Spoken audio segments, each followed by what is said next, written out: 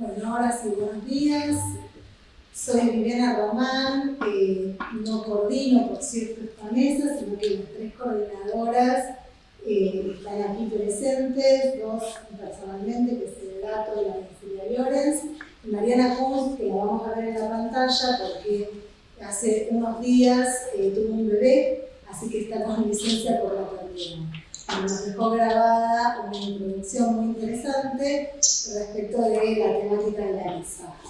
Simplemente para agradecerles que estén aquí, darles un poco también la bienvenida y contarles que esta mesa se deriva de un proyecto de investigación que está bajo mi dirección y que se ocupa de temas relacionados con lo que es el sector cultura y las actividades económicas del sector cultura, en cuanto a producción, en cuanto a consumo y en cuanto a todas las externalidades, ¿no?, que se derivan de la dinámica de esto que llamamos sector cultura.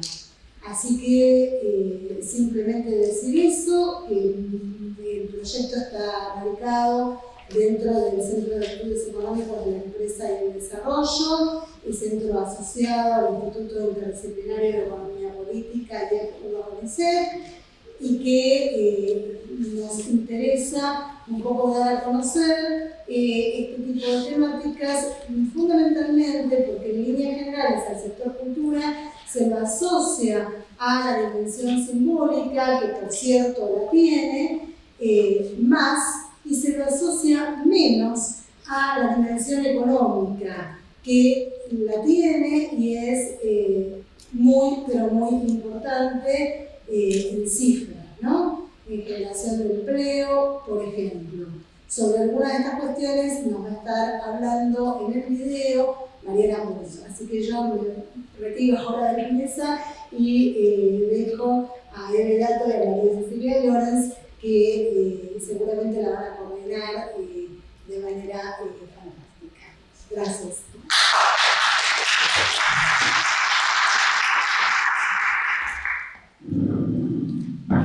Bueno, gracias Vivi, gracias al CER por darnos un espacio para realizar esta mesa.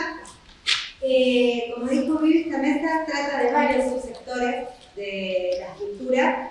Vamos a tener trabajos que están relacionados con lo editorial, trabajos que están relacionados con la danza, con la música, con el cine. Hay bastante variedad. Estamos muy contentas de que recibimos un montón de trabajos, primero un montón de resúmenes y después esos investigadores de formación pudieron realizar y terminar los trabajos, que no es algo poco que tiene mucho mérito. Así que hoy vamos a recibir a 3 trabajos, uno de Mariana Fábrega, otro de Lucía Rabeca y otro de Valentina Lobazán. Cada una va a tener su propio comentario, ¿sí? Comentarista acá presente. Así que vamos a empezar con el primero, que les presentamos.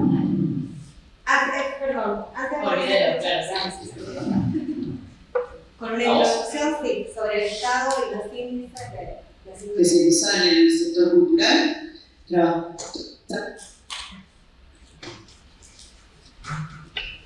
Hola a todos y todas, mi nombre es Mariana Kunz, soy economista, especializada en el sector cultural. Trabajé varios años en el Ministerio de Cultura de la Nación y ahora me dedico a trabajar el cruce entre políticas públicas y ciencia de datos. Así que, a modo de introducción de esta mesa que se llama El sector cultura, de su dimensión simbólica a sus cadenas de valor entre los siglos XIX y XXI, lo que voy a hacer es un recorrido por algunos de los principales indicadores económicos del sector cultural durante el año 2022. Esta información proviene de la cuenta satélite de cultura, que es producida en conjunto por el Sistema de Información Cultural de la Argentina, del Ministerio de Cultura de la Nación y el INDEC. Y lo que hace es dar cuenta del lugar que ocupa el sector cultural en la economía del país.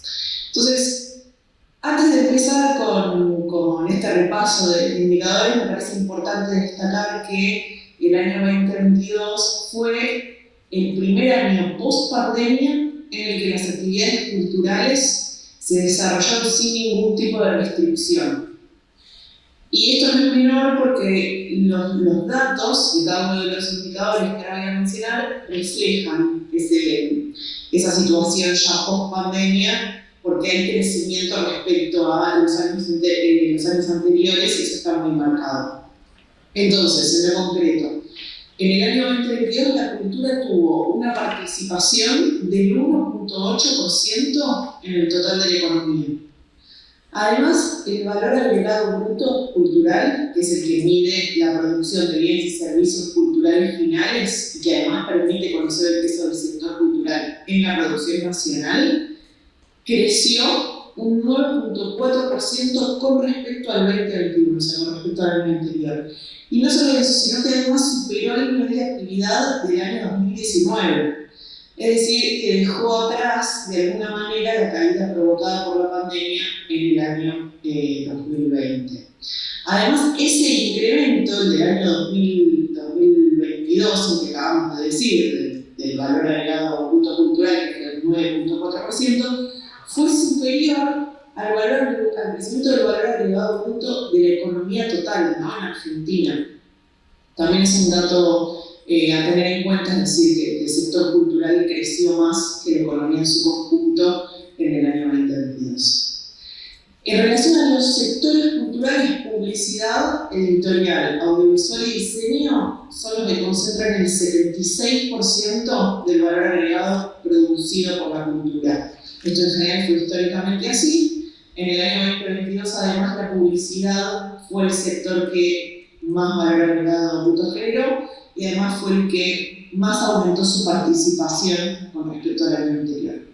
En relación con el empleo cultural, podemos decir que creció alrededor de un 13% y fue el mayor registro de la serie que va del 2016 al 2022. Es decir, el empleo cultural en el año 2022 representó un total de 341.000 empleos en total, lo que equivale a el 1.6% del empleo de la economía. De todos los sectores culturales, el audiovisual es el que más puestos contabilizó en el 2022 y bueno, fue seguido por publicidad, diseño y contenido digital. Por último, en relación al empleo cultural, podemos decir que todas las categorías ocupacionales aumentaron, pero con algunas diferencias, ¿no? La categoría asalariado registrado creció un 6%, el asalariado no registrado creció un 32% y el no asalariado un 10%, todo siempre respecto al 2021. Es decir, que estos datos también dan cuenta de que, como dijimos antes, creció el empleo cultural, pero lo que más creció dentro de las categorías ocupacionales es el empleo no registrado, es decir, aumentó la participación del empleo no registrado y cayó la participación del empleo registrado. En cuanto al gasto destinado por las familias a la adquisición de bienes y servicios culturales, fue un 10% más que en el 2021. Y por último, el último indicador que voy a mencionar es el comercio exterior de bienes y servicios culturales, que nuevamente, y esto es bastante frecuente, en el sector cultural arrancó un déficit comercial total de 62.000 millones de pesos.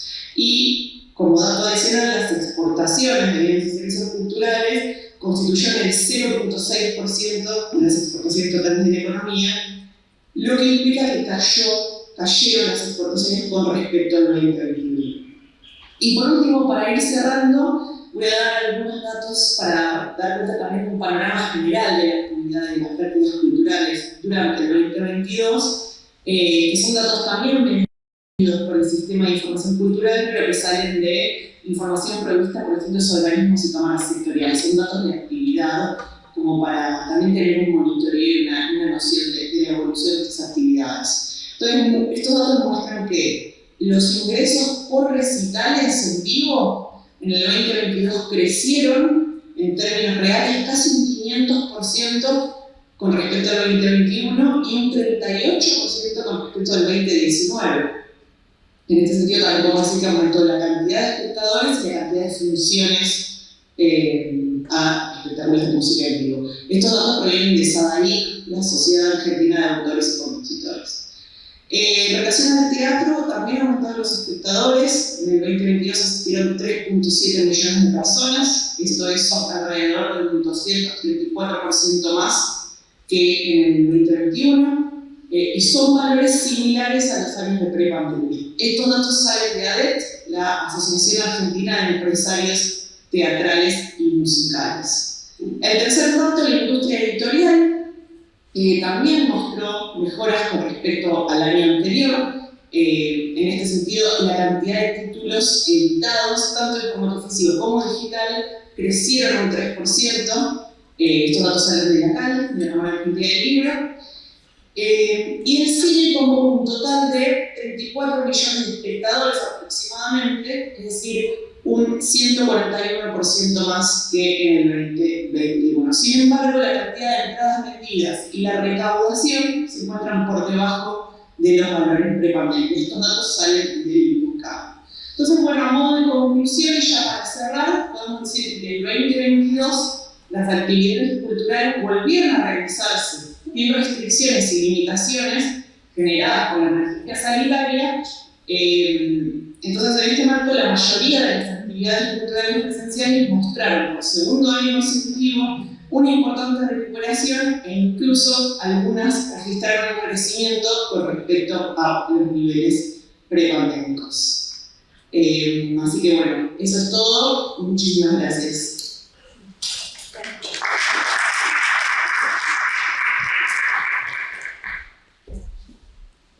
Bueno, vamos a empezar entonces con el primer trabajo, después de una mirada mucho más bien optimista, perdón, de Mariana. Vamos a comenzar hablando de una parte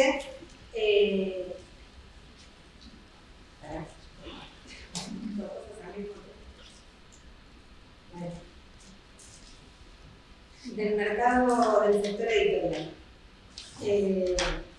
Empezamos con el trabajo de Mariana Fábrega, que se llama La cooperación libre, reflejos del accionar cooperativo argentino del siglo XX.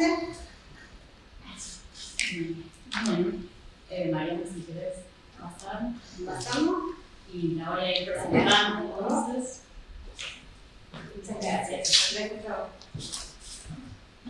Bueno, Mariana Fábrega es egresada en Historia por la Universidad de Buenos Aires. Actualmente está cursando la maestría en Estudios Culturales Latinoamericanos y la carrera de Edición en la Facultad de Filosofía y Letras de esta casa de estudios. En 2003 publicó su primer libro, Estudios Culturales, Perspectivas Interdisciplinarias para el Conocimiento de lo Social, y desde el 2020 dirige Filamentos, publicación digital de acceso directo.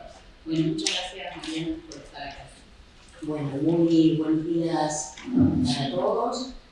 El agradecimiento por mi parte, como lo muestra la regla 2, el agradecimiento por mi parte para los organizadores de este evento, por la presentación y por la oportunidad de comentar algo que tiene que ver de alguna manera con un entrecruzamiento de dimensiones económicas, de dimensiones culturales y de alguna manera también que nos plantea el desafío de los niveles macro y micro, de los niveles que, como escuchábamos recién en la conferencia inaugural, tienen que ver con ciertos debates vinculados al capitalismo, cómo ha impactado en la cotidianidad, pero también en las estructuras productivas.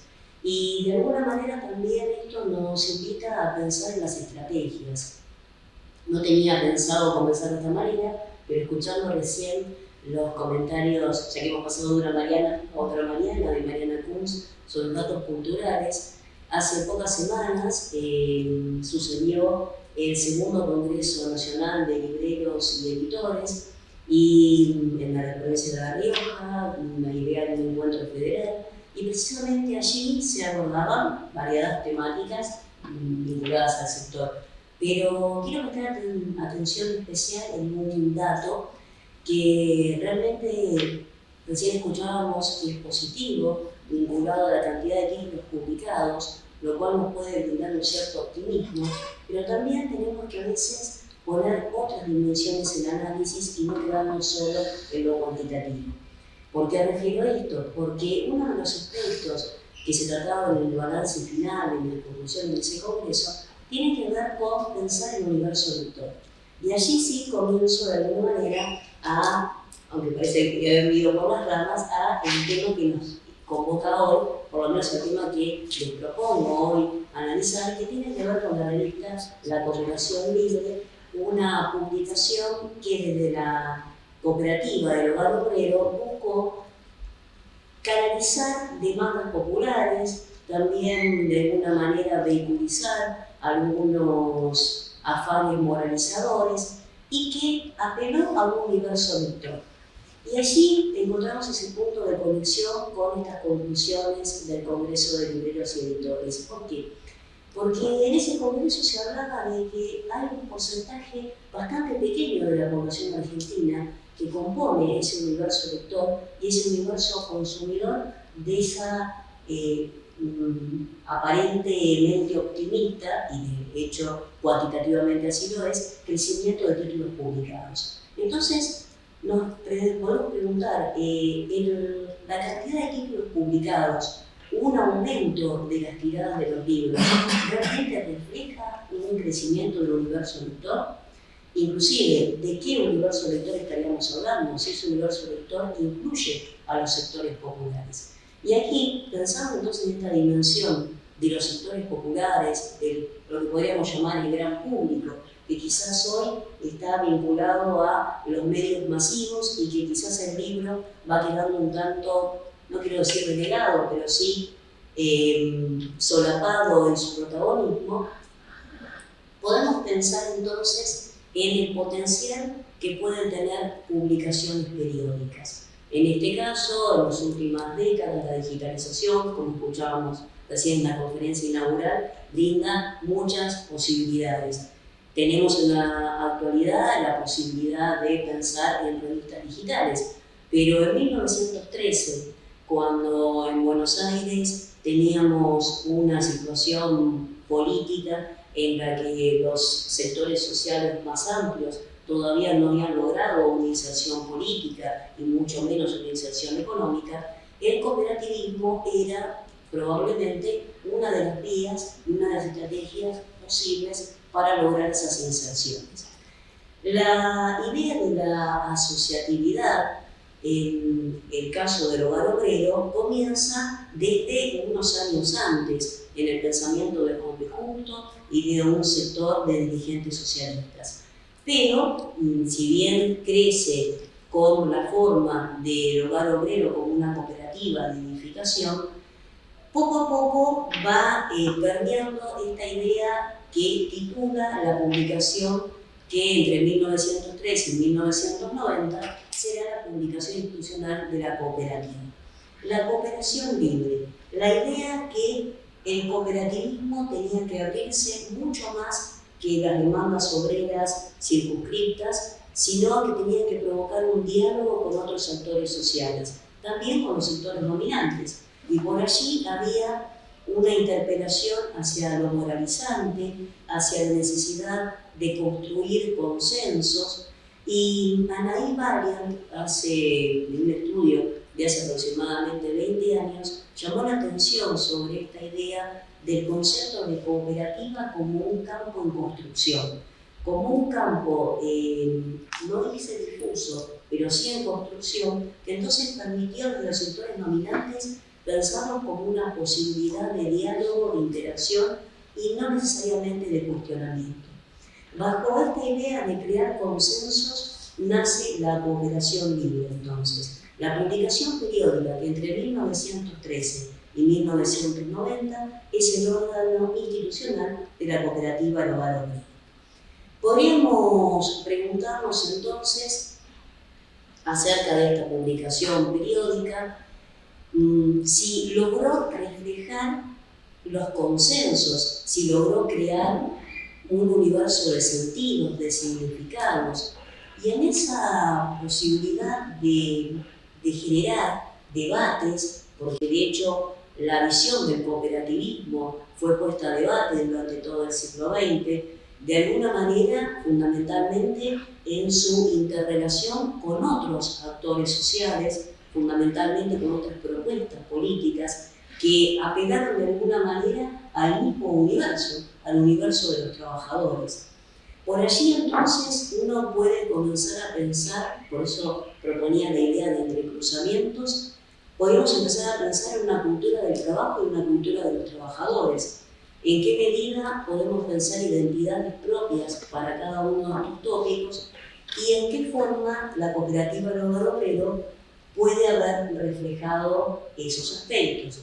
Por otro lado, este mismo concepto de cooperación libre, pensado básicamente en la idea de la solidaridad y del hacer, como de alguna manera también ponía un debate del socialismo argentino con respecto a ciertos círculos de obreros católicos, que cuando nace la cooperativa del hogar obrero, tenemos que pensar en el contexto del impacto de la encíclica Rerum Novarum y todo un cuestionamiento acerca de la posible participación de los obreros dentro de cauces institucionales. Y allí comienza a tallar la figura del Estado, algo que también escuchamos en la conferencia inaugural, ¿no es cierto? Las tensiones entre lo supranacional y lo estatal, en el caso europeo, escuchábamos recién, pero de alguna manera un eje que nos invita a pensar la relación capitalismo-Estado, en el sentido de cómo se interpela a diferentes actores, qué rol tiene que tener el Estado y qué cauce podría tener esas demandas obreras entonces en un Estado que dialogaba con esos sectores o que los excluía. El debate sobre el cooperativismo y sobre el rol del hogar obrero a lo largo del siglo XX no está exento de esas cuestiones. Por lo tanto, vemos que este entrecruzamiento tiene una complejidad bastante grande y una extensión que en una exposición de breves minutos no podemos zanjar, ni siquiera podemos comenzar a esbozar. Pero sí quiero hacer un poquito un ejercicio provocativo, podríamos decir, para el ámbito que aquí nos convoca, que son las ciencias económicas y quizás los datos cuantitativos, para proponer una dimensión cualitativa y hacer un ejercicio autoetnográfico. Ese ejercicio autoetnográfico nos permite pensar en una metodología alternativa para generar conocimiento que está vinculado con las prácticas tradicionales antropológicas de la etnografía y el trabajo de campo, pero que al referirse a una visión propia permite reconocer no solamente las marcas de la propia experiencia, en este caso de una propia experiencia lectora de la revista La Cooperación Libre, sino que también permite, de alguna manera, algo poco habitual quizás en congresos y en ponencias en el ámbito académico, permite emerger la voz del investigador. Porque el ejercicio autoetnográfico no es solamente una práctica narrativa que puede ser evocativa y que nos puede llevar, como en este caso, a recordar que la revista La Cooperación Libre llegó a mis manos en un momento en el cual yo estaba transitando el fin de la escuela primaria, el comienzo de la escuela secundaria, y quería animarme a otras lecturas que, digamos, excedieran el margen tradicional de las publicaciones que uno generalmente utilizaba para el colegio, de consulta, como, bueno, que hacer una publicidad de marcas, pero de productos como los villiques, los anteojitos, que uno generalmente transitaba, sino empezar a comenzar a leer otras cuestiones. Y en ese comenzar a leer otras cuestiones, en el que uno podría decir iba marcando una cierta madurez aparente en las lecturas, también había una dimensión quizás a veces de transgresión, que nos va ayudando a poder comprender un poquito del universo lector, ¿no es cierto?, para ciertos sectores medios que transitábamos en la cultura familiar, lo que significó la década del 70, la transición democrática, pero también de alguna manera la prohibición a ciertos temas tabú o a ciertos temas que parecían no ser los habituales, la vinculación, la posibilidad de acercarse a una lectura de algo socialista también tenía un cierto espíritu de transgresión para un adolescente. Fundamentalmente quizás utilizar una publicación socialista en el ámbito, pensando en la utilidad en una escuela católica. Entonces uno pensaba quizás, recuerdo, ¿no?, esa potencialidad casi como un elemento transgresor, un elemento muy setentista de que el conocimiento nos podía ser libres y demás, pero más allá de esa experiencia que podríamos decir autoetnográfica, evocadora, también cuando uno comienza a diseñar el tema de presentación, existe un segundo ejercicio autoetnográfico, que es el por qué hoy como investigadora, 30 años después de esas primeras lecturas de la revista, recuerdo la cooperación libre, recuerdo esa lectura, recuerdo lo que significaba esa publicación.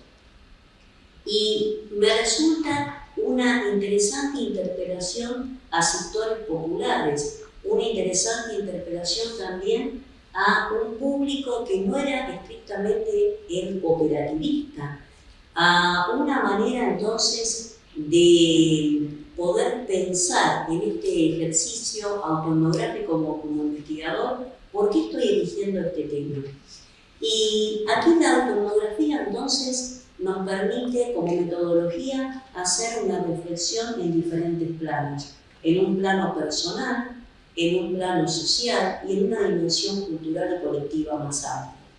Y precisamente la experiencia lectora de la cooperación libre entre los años 88 y 90 no solamente se refleja en una situación que podríamos decir de huella personal, de tránsito de la infancia a la adolescencia, de pasaje de la primaria a la secundaria, de comenzar a realizar primero una lectura utilitaria de esa revista o comenzar a pedir tenerla en mis manos para una utilidad escolar, sino comenzar, por ejemplo, a leer algunas de las reseñas de los libros que se indicaban en esa publicación como lecturas sugeridas para ese universo lector.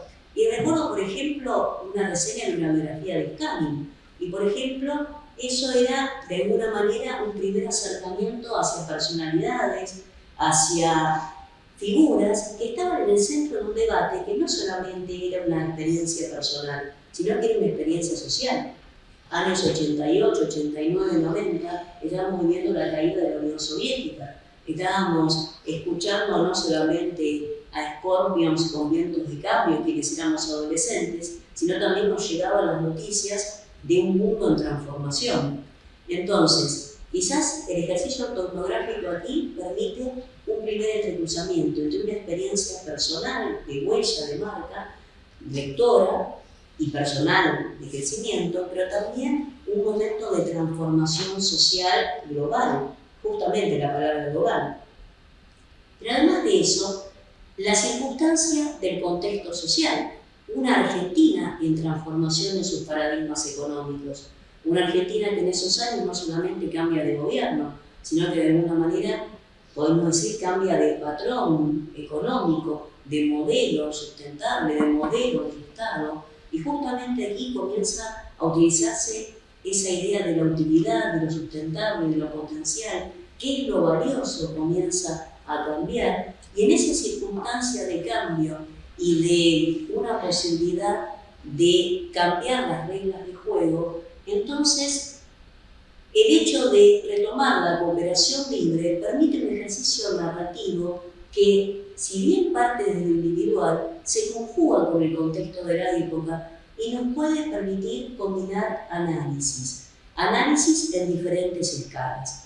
Por lo tanto, la experiencia lectora de un adolescente, que podría ser simplemente un hecho trivial, considero que puede llegar a tener un potencial para hacer un ejercicio reflexivo de nosotros mismos como investigadores, de lo que nos proponemos, de las marcas de las experiencias. Por eso, quizás esta lectura de la cooperación libre puede permitirnos pensar en las percepciones y en las estrategias de los sectores medios de Buenos Aires, en el contexto de una década que impone cambios paradigmáticos. Y me propongo considerar entonces a la década del 80 como una década de cambios paradigmáticos, donde el ejercicio ortográfico de la dimensión personal, de este tránsito de la infancia a la adolescencia, pero también de esta experiencia globalizante, cultural, nacional e internacional, de paso de patrones económicos distintos, de modelos de Estado distintos, interpela también a la cooperativa del hogar obrero, que en la década del 80, como bien aquí selecciono la etapa referente al número de febrero de 1980, cumplía en ese año 75 años como entidad. Pero además de eso, hay un dato interesante quizás, que cuando avance probablemente en potenciales trabajos a desarrollar en los próximos meses, comienza a tener una forma más interesante, que es, por ejemplo, la selección de la imagen de la tapa. ¿Por qué entre fines de los 70 y comienzos de los 80, obras pictóricas comienzan a ser parte de la tapa de la revista? Comienza a pensarse esta elevación que pretendía el público dirigente socialista de los sectores medios, de los sectores públicos, del universo lector de la revista. Buscaba ya un cierto burguesamiento, buscaba una elevación desde otros valores que, si uno compara con la etapa de la revista de la década del 30 o del 40, difieren bastante porque se privilegiaba un recreo infantil o, en la década del 60, la construcción de un mega edificio de viviendas. Y aquí entonces comenzamos a notar que el ejercicio ortográfico permite centrar a la década del 80 en estos tres grandes niveles de análisis de alguna manera como una década bisagra, como una década que deja huellas, como una década también en la que la sociedad argentina pasa no solamente de un gobierno dictatorial a un gobierno democrático, sino a una sociedad en la que también cambian sus valores económicos, una sociedad en la que las reglas de juego son diferentes y los consumos culturales pasan a ser diferentes. La ley de convertibilidad luego y el 1 a 1 no solamente van a cambiar los patrones económicos, sino fundamentalmente los consumos culturales. Y podríamos decir que aquí podemos pasar de la experiencia, no sé, adolescente, de un cassette a los CDs, de los recitales, como escuchábamos recién en los comentarios de Mariana Kunz, la importancia, por ejemplo, de los consumos culturales y la participación a recitales de las mega estrellas que llegaban y que nos van dando a Buenos Aires, ¿no? Y que nos van dando el parámetro de una sociedad globalizada. En esa sociedad globalizada podríamos preguntarnos cómo eso interpeló al hogar obrero. No solamente cómo interpeló y cómo se vio reflejado en la revista La Cooperación Libre, que de alguna manera entonces podríamos preguntarnos por qué para un adolescente se volvía atractivo seguir leyéndola, sino que por otro lado podemos compararla con otros boletines o revistas de otras cadenas de supermercados, otras propuestas, como por ejemplo recuerdo la cadena de supermercados Norte, que tenía un boletín Norte y Norte. ¿Y por qué ese boletín simplemente tenía acertijos, recetas y por otro lado la revista La Cooperación Libre, que de alguna manera se ofrecía en la cadena de supermercados, en la boca de expendio, propendía a un universo lector entonces diferente, una interpelación diferente, porque en sus lecturas tenía tanto reseñas de libros como artículos de opinión, como circunstancias de opiniones de médicos higienistas y fundamentalmente, por ejemplo, la idea de mostrar al hogar obrero como una entidad de modernización. Un dato que yo recuerdo mucho de aquella lectura era el tema de la utilización de una tarjeta de previsión social, que era una interesante manera de mostrar la modernización que tenía la entidad, pero por otro lado que también nos va mostrando cómo van cambiando los parámetros, cómo va cambiando lo que el sector dirigencial de la entidad buscaba en ese momento el dinero plástico. ¿Y cómo pasamos entonces de una cultura del consumo doméstico, una interpelación a la mujer socialista en las décadas del 30, del 40, a la utilización de la tarjeta de previsión, el dinero plástico, el mostrarse como una entidad de vanguardia?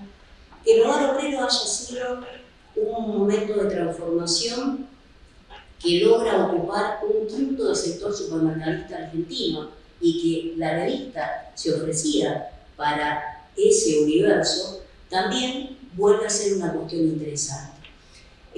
Por supuesto que en la cantidad de minutos, y quiero ser respetuosa de la exposición, no se puede presentar todo, pero creo que intentar este acercamiento hacia estrategias también, por qué los sectores medios utilizaban el hogar obrero, por qué se vinculaban, por qué con la tarjeta de previsión y consumo muchos sectores medios comienzan a acercarse a la entidad y comienzan a utilizar la tasa de interés que brindaba, y cómo allí a partir entonces de valores como la tasa de interés, la caja de ahorro y la transformación de la entidad a pensar en que sus bocas de expendio pasan desde la década del 60, 1963, con diseñar los supermercados Supercop como bocas de cercanía, a emprender los mega edificios del Pineto como centro de consumo primero, y luego el Abasto, que está tan vinculado a un momento crítico de la entidad que no la puso en pausa final, pero sí en un aletardamiento muy importante y que justamente frena la publicación de la revista.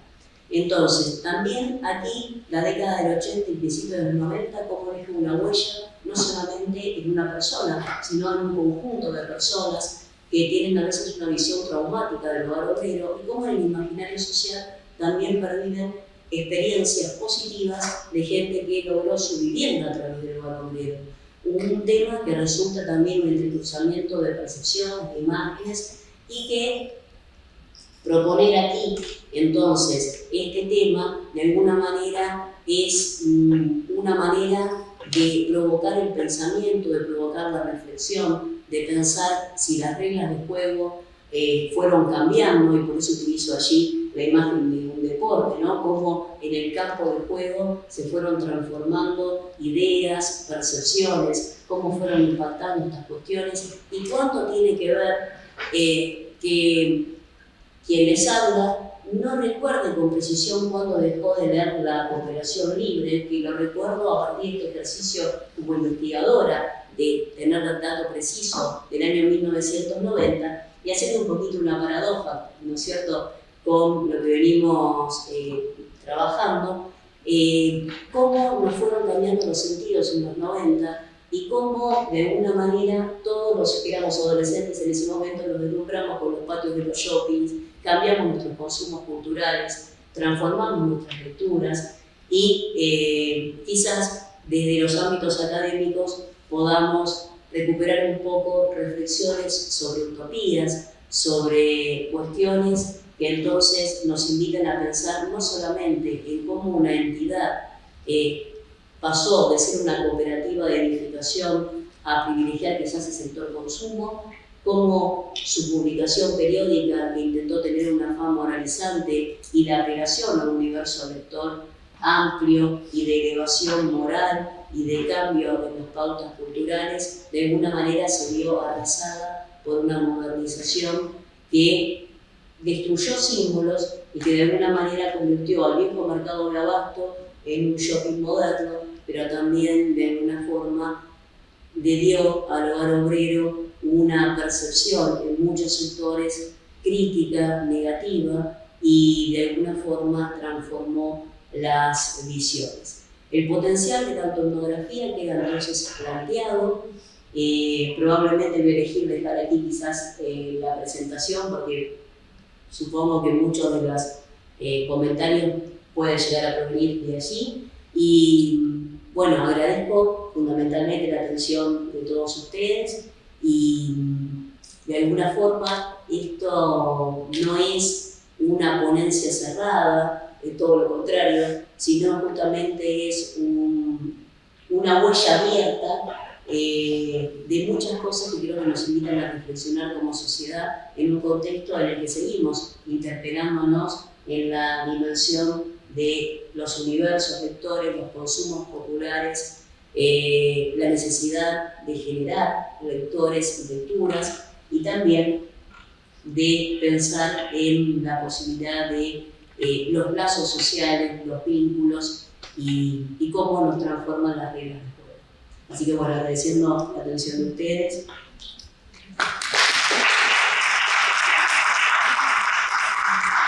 Vamos a invitar a Alejandra Giuliani para hacer los comentarios. Alejandra Giuliani es doctora en Historia por la Universidad de Buenos Aires, es codirectora de la Diplomatura en Saberes y Prácticas de la Edición y la Lectura en las Facultades Sociales de la Universidad de Buenos Aires, investigadora en Historia de la Edición por la Facultad de Ciencias Económicas y por la Universidad Pedagógica Nacional. También es profesora de asignaturas de grado y de seminarios de posgrado sobre historia del libro y la edición, sobre curaduría editorial y sobre historia argentina en universidades nacionales, y formadora de editores en la carrera de edición de la Facultad de Filosofía de Letras. Es autora de publicaciones sobre la disciplina, entre ellas Editores y Política. Entre el mercado latinoamericano de libros y el primer peronismo, 1938-1995, y coautora con Leandro de Sagastizábal de un editor argentino, Arturo Peña Libro. Muchas gracias. Gracias.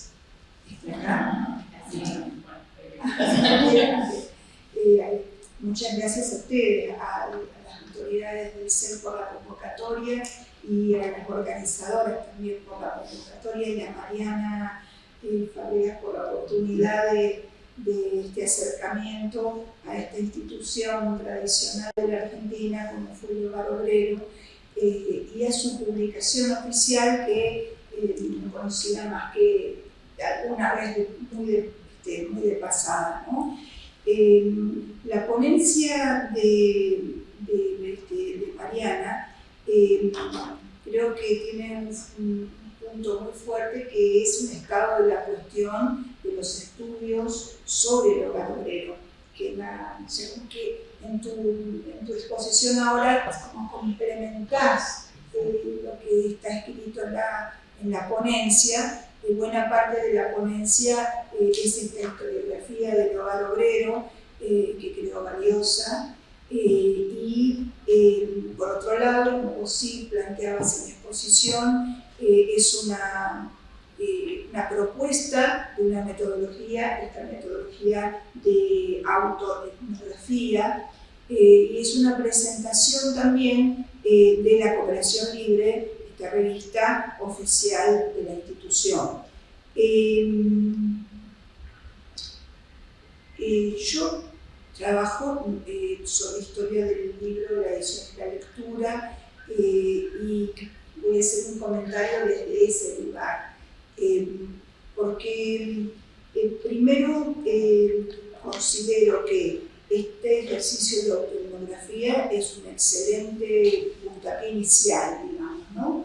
Un enfoque inicial que desde las enseñanzas de Chartier, de Robert Dalton, y bueno, y de los trabajos que venimos haciendo por estas latitudes, creo que habría que ir como propuesta, ¿no? Ese enfoque de la lectora hacia los lectores, o les lectores, ¿no? Entonces, de la lectora a la comunidad de lectores de esta revista.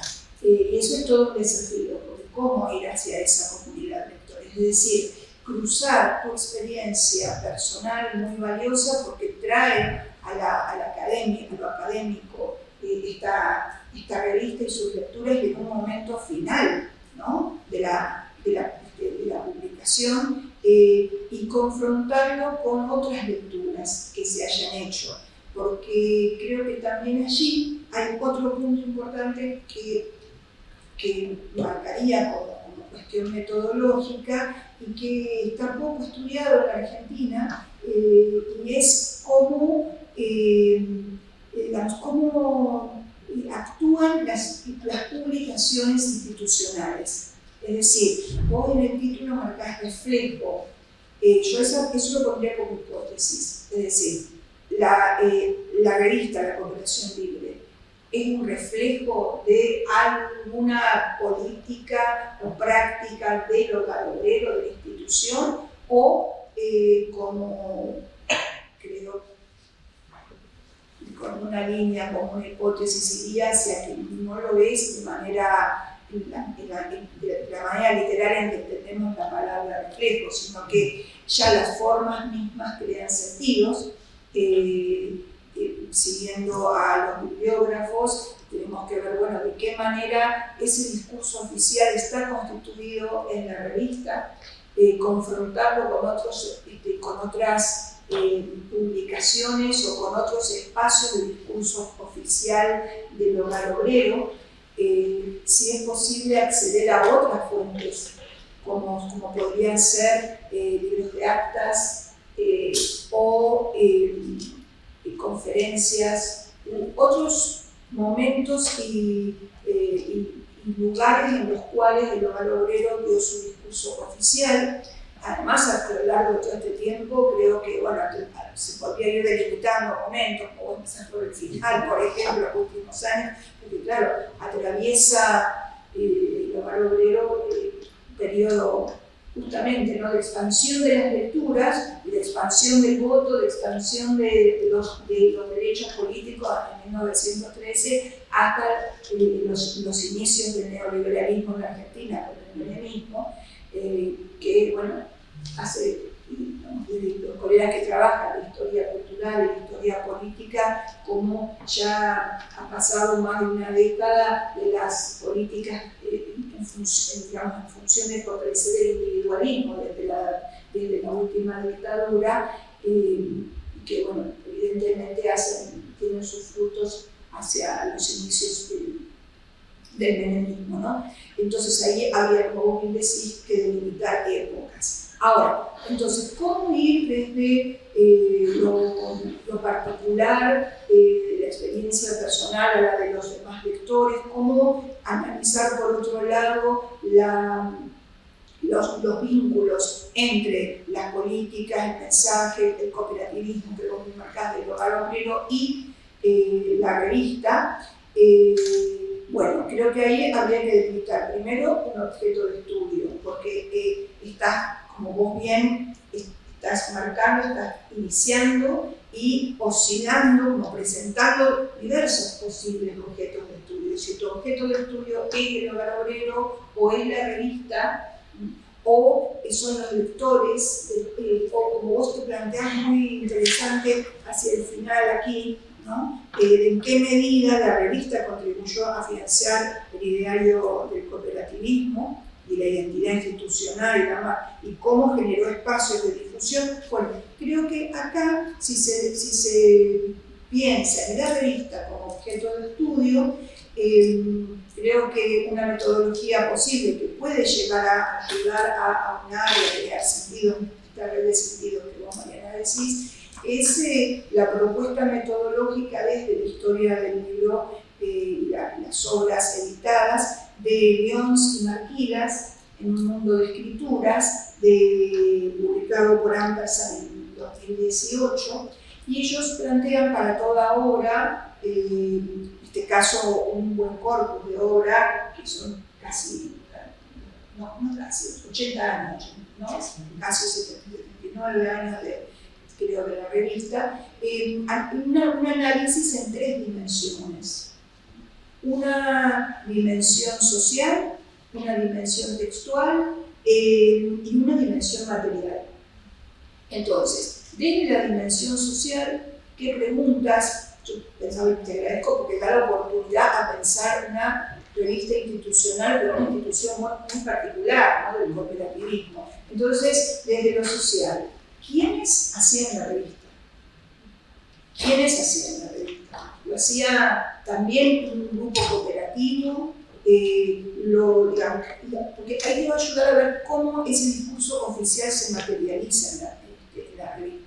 Hasta qué punto divergentes un prisma se refleja porque hay tensiones seguramente. Siempre, al menos hasta lo que uno conoce de revistas institucionales, yo trabajé a fondo la de la Cámara del Libro, bueno, está la tensión entre que si ese es el discurso oficial, para algunos sí, para otros no tanto, o si debería marcarse las internas, digamos, o sea, las diferentes posiciones, y bueno, y hay veces que se trasluce en la revista algún tipo de tensión, y otras veces Y ahí está la confrontación con otras fuentes, siempre, creo, ¿no? Cuando se trata de una revista, una publicación institucional. Es decir, es lo que la institución decide hacer público. Entonces, esas decisiones, si son colectivas, si son individuales, si son producto de consensos, según los objetivos que vaya teniendo también la institución a lo largo del tiempo, que pudo haber cambiado, como mostraba un cambio de la etapa, por ejemplo, ¿no? Entonces, también la dimensión social, dicen Leoncio y Marquilas, que marca, o sea, nos dirige a pensar hacia qué sectores de la sociedad está orientada la revista. Ahora bien, para poder seguir con esa línea que vos te preguntabas por los lectores, hay que ir a la dimensión material. Entonces, en la dimensión material, poder ir viendo cómo bien se trabaja desde la historia del libro, las huellas de los editores de la revista en función de potenciales lectores implícitos. Es decir, hay convocatorias a lectores, hay cartas de lectores. Esto yo creo que vos tendrías que presentarlo en próximas ponencias, como decía que ibas a seguir, porque entonces, ¿y cómo vas desde vos como lectora hacia otros lectores? O por dónde circuló esa revista, esa materialidad, es decir, qué lugares tiene la revista, dónde vos lo encontrás, además como investigadora, si uno tiene entrada a algún archivo de la institución, pero bueno, la institución ya se diluyó, pero bueno, eso hay que verlo, o si a los afiliados llegaba de modo gratuito, se pagaba, es decir, cuáles eran los horizontes explícitos y los que realmente después la revista tuvo, ¿no? También si vos accedes a esas materialidades vas a poder ver en las secciones de la revista, como te decía, no solo cartas de lectores, hay veces que la información institucional, como vos decís, en una publicación oficial de una institución ocupa prácticamente toda la revista, y en otros no, es solamente una pequeña sección y pretende tener contactos con otras cooperativas o con otros, no sé, digamos, con otros espacios en los que el hogar obrero pretendía tener injerencia en la sociedad. Es decir, ahí hay una multiplicidad desde lo social de variables que vos podés manejar, y lo social también influye, bueno, ¿en qué sociedad está situada la revista? Está situada en muy diferentes sociedades a lo largo de todo ese periodo.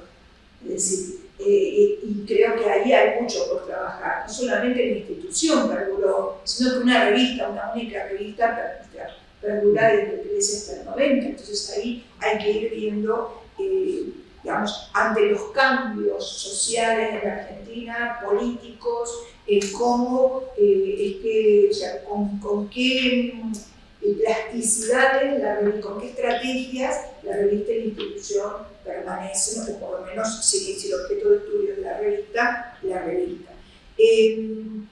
Por supuesto que desde lo material está también la tapa, como vos bien marcaste, pero también si hubo cambios en el papel, si hubo cambios incluso en la letra, ya voy contando si estoy muy largo, ya un minutito aquí. Un instante más, ahora me doy cuenta y ya me perdón. Y la dimensión textual, bueno, ¿qué dice la revista? ¿No? O sea, muchas veces los colegas que no trabajan historia del libro y la edición se basan en esta dimensión, la textual. ¿Qué dice la revista? ¿Qué va diciendo? ¿Cuál es su discurso? ¿Con cuáles otros confronta? Bueno, creo que por supuesto también, pero por eso empecé por las otras dos, que es lo que te marca más la historia del libro y la edición, ¿no? Bueno, serían las posibilidades de ir desde la autoetnografía hacia una historia social de la revista en este caso. Aquí llegamos. Gracias. No, a vos ustedes. Este segundo trabajo, el segundo trabajo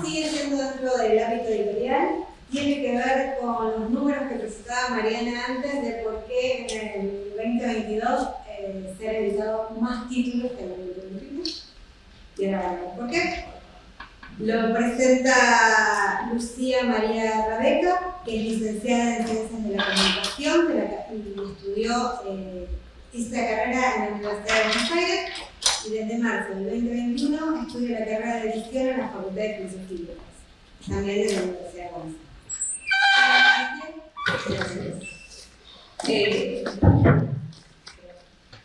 Ya te paso la presentación. Dale, gracias. Ahí, mira, ahí la carrera. Sí.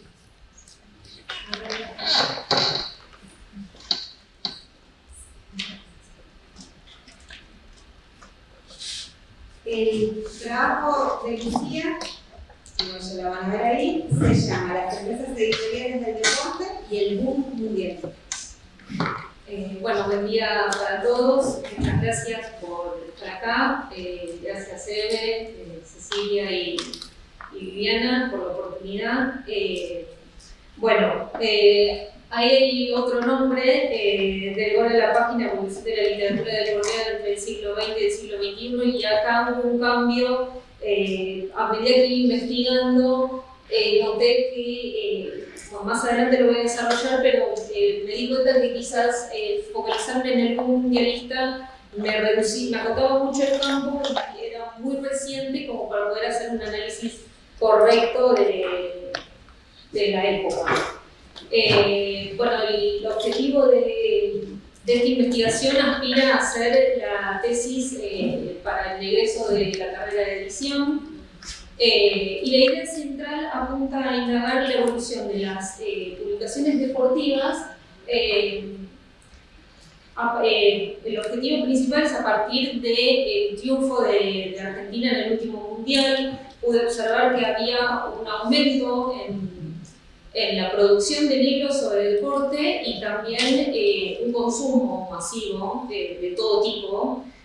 Hasta el punto que se podía encontrar en las mesas de las librerías, libros deportivos, que era algo que nunca ocurría, que no era muy común.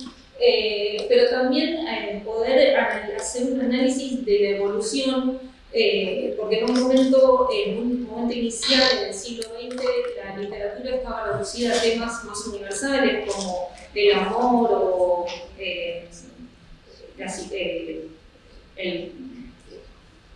conflictos más sociales, y los consumos culturales estaban, o más populares, estaban relegados, eran considerados menores. Borges define al fútbol como algo que estupidiza, algo estúpido para las personas. También lo definía como el opio del pueblo, haciendo referencia a la frase de Marx, considerando que distraía a las personas de aquello que era lo realmente importante. Entonces, estaba como vedado, para decirlo de alguna manera, de la literatura. La metodología fueron tomar fuentes primarias como papers y libros, que si bien había poco, también pude encontrar tesinas de algunas otras carreras y de otras universidades. Hice un relevamiento de material periodístico como crónicas y entrevistas, y finalmente yo hice entrevistas para poder tener un enfoque más amplio a escritores de la temática y editores también. Mis entrevistados, y lo destaco porque fueron, en un primer momento lo hice a modo de enriquecer el trabajo, pero después fueron una fuente que me ayudó mucho a encontrarle el hilo a mi trabajo, y me pusieron el foco y me marcaron cosas que yo no tenía en cuenta. Por eso los destaco. Ariel Sher, que es periodista, es escritor, es profesor en Deportea, y tiene varios libros publicados, muchas investigaciones y también libros de cuentos. Casualmente ahora en diciembre va a sacar un libro sobre el Mundial. El otro periodista es Alejandro Wall, periodista, escritor, escribe en Tiempo Argentino actualmente, y sacó también un libro del Mundial junto con Esteban Edul, que se llama La Tercera, también por el último Mundial de Fútbol. a él lo publicó Planeta. Después está Marcelo Izquierdo, que también es periodista y escritor, y tiene varios libros. Ahí está toda su biografía. Y finalmente, Ona Ballesteros, que ella es editora en el grupo editorial GES y también es ilustradora. Bueno, lo primero, lo que yo consideré fundamental para la investigación es hacer un rastreo histórico para poder ver cómo fue esta evolución de la que yo planteé en un inicio. Bueno, y está la resistencia inicial y también mientras existía esa resistencia a los temas populares, porque no era solamente con el fútbol se encontraba a fines del siglo XIX, era un nicho muy cerrado de inmigrantes ingleses que no querían que participe otra gente de sus costumbres, pero poco a poco se va masificando y es el periodo de fundación de los clubes entre los últimos años del siglo XIX hasta más o menos 1930. Esa es la época donde se da la mayor cantidad de fundaciones de clubes de fútbol y a pesar de esta popularización y masificación, en la literatura no se encuentra gran cantidad de libros sobre el tema, continúa siendo algo resistido. Después, el segundo momento es la década del 60, empiezan a incorporarse tópicos ya más hacia lo popular, muy de a poco, y es la que yo llamo la tercera etapa de la década del 70, donde hay un boom de la literatura regional, hay una apertura hacia temas más sociales, más populares, y un hito de eso podríamos marcarlo como la publicación del libro de Roberto Santoro, que fue poeta y escritor y fue desaparecido por la última dictadura militar. Él publica en 1971 Literatura de la Pelota, que se basa en una recopilación de cuentos, ensayos, poemas entre 1924 y 1970 realizadas por diversos escritores de lo más amplio, desde Roberto Art, Horacio Quiroga, González Muñoz, Leopoldo Marechal. Entonces ellos daban cuenta de que existía una literatura sobre el fútbol, pero no era muy masiva ni en grandes cantidades. Bueno, la cuarta etapa puede ir desde la última dictadura militar, donde entra en crisis la industria, todas las industrias, pero la industria de la editorial tiene una crisis fuerte, producto de la aplicación de políticas neoliberales, pero también de la censura, y con el retorno a la democracia esto no mejora, a pesar de ese aire esperanzador que se vivía, la crisis continúa, lo que finaliza en la década del 90 con la compra de las editoriales argentinas por parte de grandes conglomerados internacionales, generando una industria editorial donde por un lado tenemos grandes empresas internacionales que dominan el mercado y surgen pequeñas industrias, pymes, autogestionadas, que al verse que no pueden competir con estas grandes empresas, apuntan a pequeños nichos y satisfacen demandas más pequeñas, como por ejemplo la de la literatura deportiva, que tenía un nicho bastante marcado y de gente bastante interesada en este tema. Y ahí es este año donde se funda la editorial Al Arco, que es la primera en Argentina que publica libros sobre deportes. Es importante destacar que la resistencia que yo marco en la literatura, que se da en la literatura en contra del fútbol, también se encuentra en las ciencias sociales, donde a pesar de poder ver que el fútbol es algo masivo y cada vez mayor, en las ciencias sociales no se lo analizaba de la manera que quizás debería haberse hecho. Es a partir de 1980 donde Eduardo Archetti, antropólogo él, comienza a trabajar esta temática, esta problemática, y haciendo una mirada sobre los imaginarios colectivos, la violencia en el fútbol, la construcción de identidades, las masculinidades, y lo continúa el doctor Pablo Labarces, que hoy en día sigue sus investigaciones, tiene un grupo más amplio de investigadores, y él dice que es muy importante analizar esta temática porque si bien el deporte no es un reflejo de la sociedad, lo que muchas veces se dice, es una parte integral de la misma y nos ayuda a reflexionar sobre ello. Estas son las editoriales, algunas de las editoriales que trabajan sobre la temática. Hay Ediciones al Arco, que fue la primera, y después fue ampliándose. Uncaña en un principio surgió como una revista deportiva en papel, después pasó a la versión online y tiene muchos libros publicados. Y a pesar de yo puse solamente las editoriales independientes, las grandes editoriales tomaron esta temática porque vieron que tenía un público bastante amplio de consumidores. Y algo que me llamó la atención en las entrevistas es que todos los entrevistados me marcaban que, y sobre todo Ona Ballesteros, la editora, que el deporte y el fútbol en particular no lo ven como un género, sino como una temática. Y ella me da el ejemplo del amor.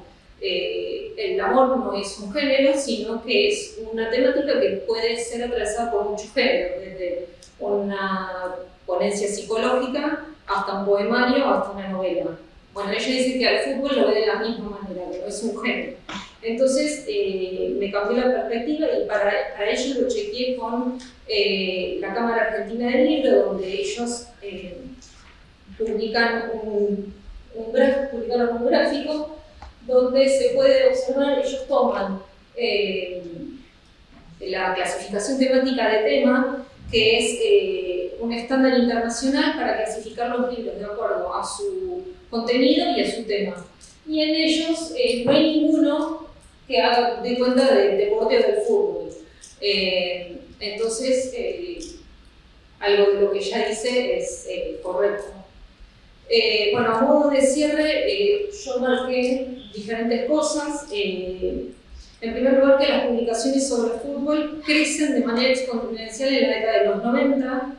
En segundo lugar, que los éxitos deportivos hacen más atractivo la publicación para las editoriales y también el consumo para el público, porque muchas veces este consumo no es solamente de ese nicho de hinchas que les gusta el fútbol, sino se amplía en estas épocas. Y en tercer lugar, que no es un género, sino que es una temática atravesada por muchos géneros. Y por último, la última marca que yo hago es que la relación entre el fútbol y la literatura argentina evolucionó a lo largo del tiempo, de este siglo XX, comenzando siendo un tema menospreciado por los intelectuales del siglo XX hasta convertirse en una parte significativa y tener un lugar en la mesa de novedades y de publicaciones. Bueno, muchas gracias.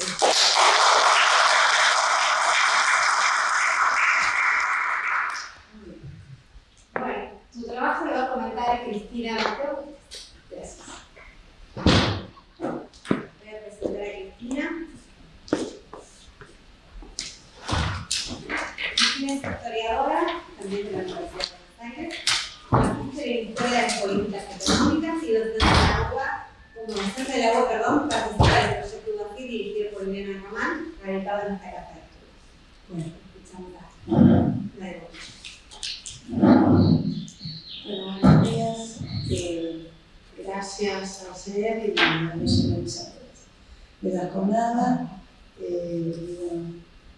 También a Beca por el trabajo que presento, porque me recordó que yo fui una de las integrantes con el chip que Archetti y Albert Ceses el primer congreso de deporte donde presenté mi trabajo sobre la Federación Obrera Deportiva, que conglomeraba a todos los clubes obreros que dirigía el Partido Comunista Argentino. Y bueno, es un trabajo de la década de los 80, ¿no? Así que me volvió y me retrotrajo a esos temas. Bueno, es interesante el camino que está transitando, precisamente porque, como ella misma le indica, está transitando y navegando por dónde ir y cómo seleccionar y cómo enfocar el trabajo, y desde esa perspectiva su propósito de ver el impacto de crecimiento y la pasión futbolística, y sobre todo a partir del Mundial, en la literatura, precisamente es un tema muy amplio que abarca un periodo muy largo, siglo XX tiene muchos momentos distintos, sobre todo en la industria cultural y en la industria del deporte, y yo ahora en el pasillo le recomendaba acotar un poco, sobre todo para una tesina, ¿no? Porque no es lo mismo ese periodo que yo estudié antes de la década del 30 en el deporte y en el fútbol que la década del 60 y 70. Y hay una enorme diferencia, no solo por lo económico, lo político, sino por lo cultural, ¿no? Y sobre todo que el periodo inicial de la pasión por el fútbol, que fue muy popular, pero que en la cultura llamada universal no se lo consideraba ni ingresaba en el estamento de cultura.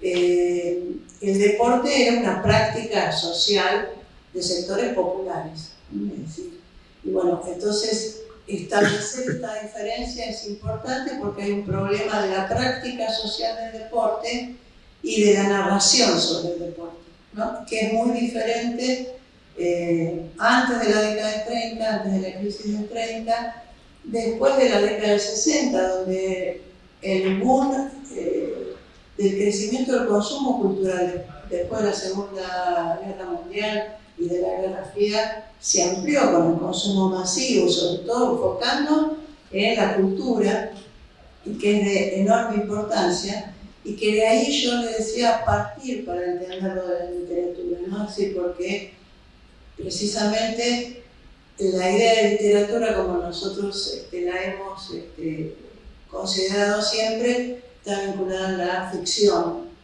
Y cuando uno habla de las editoriales, las publicaciones, es muy amplio, ¿no? Es decir, está la gente como que ella reportó que son periodistas, que son escritores, pero que fundamentalmente son críticos de fútbol, que tienen un perfil. Está la ficción, que son los cuentos, las narrativas sobre eso, que muchas veces se basan en historias reales, porque constituyen formas de ficción que tienen lectores particulares. La crítica periodística tiene otros lectores y por tanto, bueno, esa amplia red que involucra cultura, economía, deporte, literatura, hay que acotarlo porque es tan amplio que no alcanza para escribir varios tomos sobre el fútbol. Y entonces, bueno, me parece que ayuda a su objetivo reducir no solo el amplio periodo, sino también el hecho de acotar sobre qué aspecto, porque un aspecto importante es lo que era la cultura de élite y lo que es la cultura popular. Un aspecto importante es los periodos de crecimiento económico con expansión del consumo cultural, que podríamos decir el 30, porque en relación a lo que proponía la exposición anterior, los sectores populares leían mucho y las publicaciones literarias, los periódicos, por ejemplo, la Internacional del Partido Obrero antes del 30, el Partido Comunista antes del 30, tenía folletines con novelitas cortas, con cuentos, ¿no? Como Castelnuovo, es decir, un montón de autores que publicaban y había una muy importante cantidad de lectores, sin decir de lo que significa hoy día la publicación digital, que no está planteada en muchos jóvenes lectores, de leer papel a leer digital. Entonces, hay una amplia perspectiva que yo le recomiendo acotar todo lo posible, en el sentido que pueda ir al objetivo, porque si no es tan amplio que hay que explicar las diferencias en la literatura, la diferencia de la cultura, las diferencias en los momentos económicos, ¿no? Es decir, y bueno, en relación a mi perspectiva de historiadora, ¿no? La necesidad de acotar esos tiempos, especificar las distintas dimensiones del análisis. También como editora de una revista cultural es muy importante ofrecerle al lector, que siempre uno lo tiene que pensar como que desconoce y que por tanto uno le da a conocer algo, darle esas referencias, ¿no? Es decir, en un escrito fundamentalmente. Entonces, desde esa perspectiva me parece que tiene un campo de trabajo muy importante para hacer, en el sentido de profundizar y ir, digamos, enfocándose más al objetivo que se proponía, que era ver el impacto del crecimiento, de la pasión futbolera en la literatura.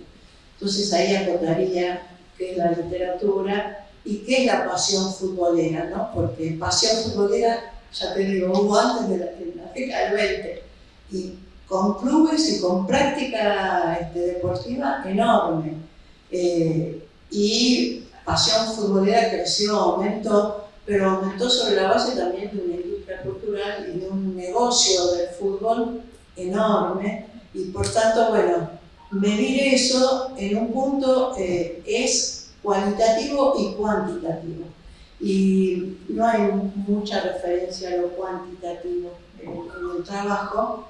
Tal vez algo más mencionaste ahora en tu exposición, pero poco en el trabajo. Entonces ahí también habría que hacer una selección. Si me dedico a ver la pasión futbolera y veo en la literatura eso, y digamos, dejo de lado lo cuantitativo, o si establezco cierta relación en la dimensión. Por supuesto, como decís, hubo crecimiento, bueno, algo tendría que referenciarse. Después es re interesante porque está tratando de conectar un montón de aspectos que, bueno, ese es el trabajo de investigación, ¿no? Es decir, esta es la parte más linda de cuando uno empieza a investigar, que es ver por dónde va, ¿no? Y qué tiene que descartar y qué tiene que seleccionar y cómo ayuda a cierta lectura o no de textos para poder profundizar, ¿no? Y bueno, creo que es muy interesante el trabajo y que tiene mucho trabajo por delante. Gracias.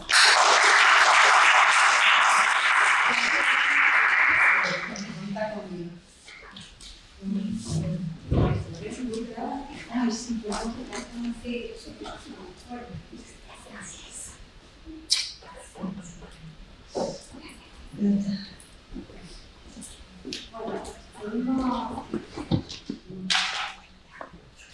seguimos con el tercer trabajo y último de la mesa 3 de hoy, con Valentina Lozano, que nos va a presentar su trabajo de transformación del mercado editorial. Seguimos con la misma temática del mercado editorial argentino, la evaluación de la concentración y su efecto en la economía de la cultura, entre 1980 y 2016.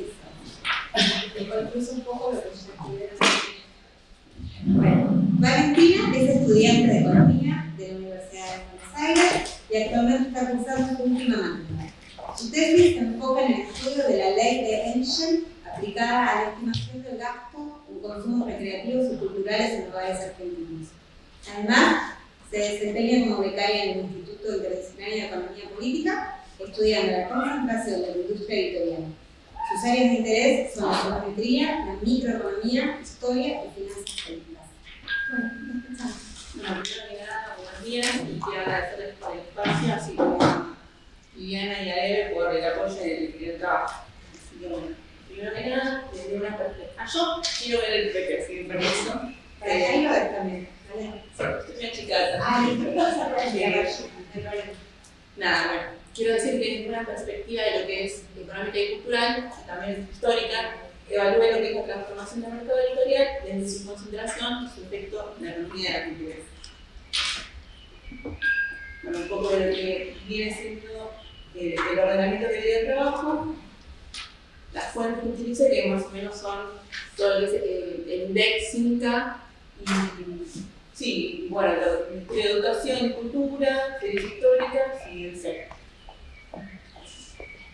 Bueno, para empezar, quiero destacar que es importante ver qué entendemos por cultura e industrias culturales, de modo que la UNESCO define lo que son las industrias culturales como aquellas industrias que producen e distribuyen lo que son bienes y servicios culturales. De esta manera también me permito definir la cultura como el conjunto de conocimientos y costumbres propios de una época, país, grupo social o asimismo del hombre como miembro de la sociedad, que incluye tanto bienes materiales como inmateriales en el caso de lo que es la producción de ideas, y surge como producto de lo que es la creatividad individual que en última instancia construye una mercado.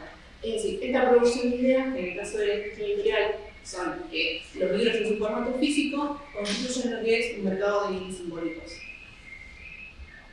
Bueno, también la industria está enmarcada bajo un conjunto de regulaciones, entre las que puedo destacar principalmente lo que es la ley número 25.542 de producción, la protección al consumidor, en la que tanto editores, importadores y otro tipo de figuras fijan un precio de venta uniforme al público. Esto se debe con el objetivo de lo que es proteger a las pequeñas librerías, porque son grandes cadenas y grupos editoriales.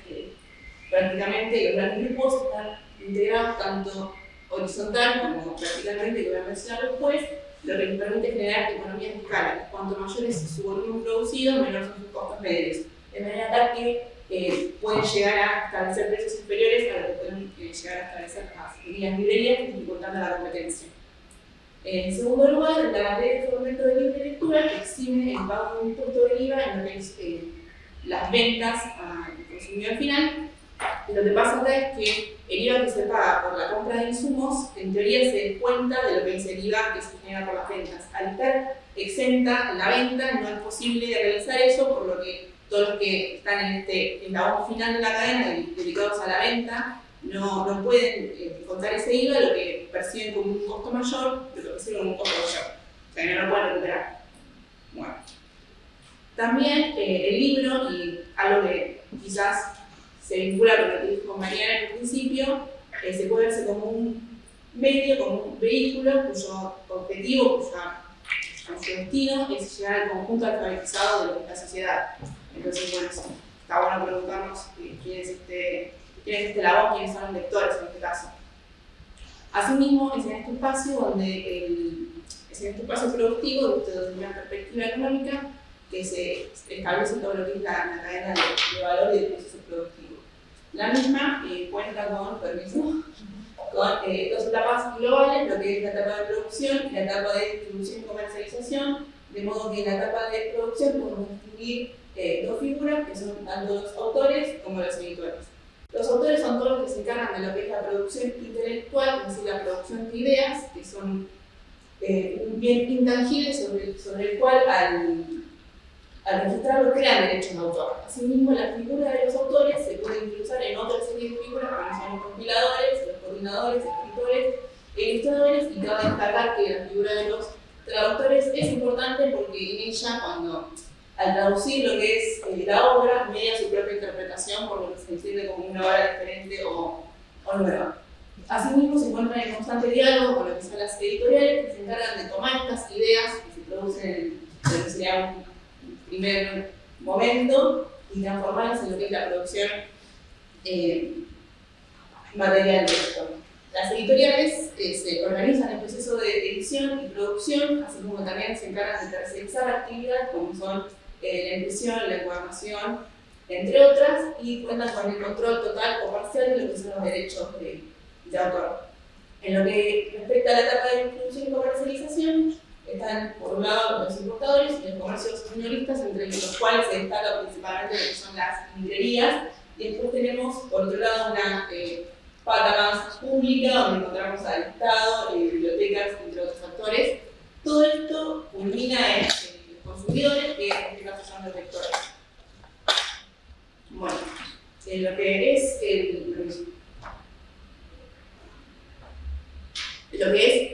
el contexto histórico, cabe destacar, y acá también hay un punto con lo que decía Lucía, me parece, su revisión histórica, que la industria editorial sufrió durante lo que es el periodo del 76 al 83 un periodo de censura que afecta tanto a la producción y circulación de libros. Si bien con lo que es el regreso de la democracia, la industria empieza un proceso de reactivación. Asimismo también, en 1991, tenemos que se establece lo que es el programa de compatibilidad, que se caracteriza por generar un boom en su inicio, con un crecimiento positivo y un aumento de la actividad. Esto lo que hace es incentivar a las inversiones extranjeras, dada la promesa de que no se devalúan, y es en este contexto además que los activos locales se vuelven más atractivos. Además, se abre la economía, como todos bien sabemos, con medidas como reducción de tarifas a la importación y eliminación de lo que son los aranceles a la exportación. En este contexto vemos que se gestiona todo lo que es, se gesta la transformación del sector y mercado editorial.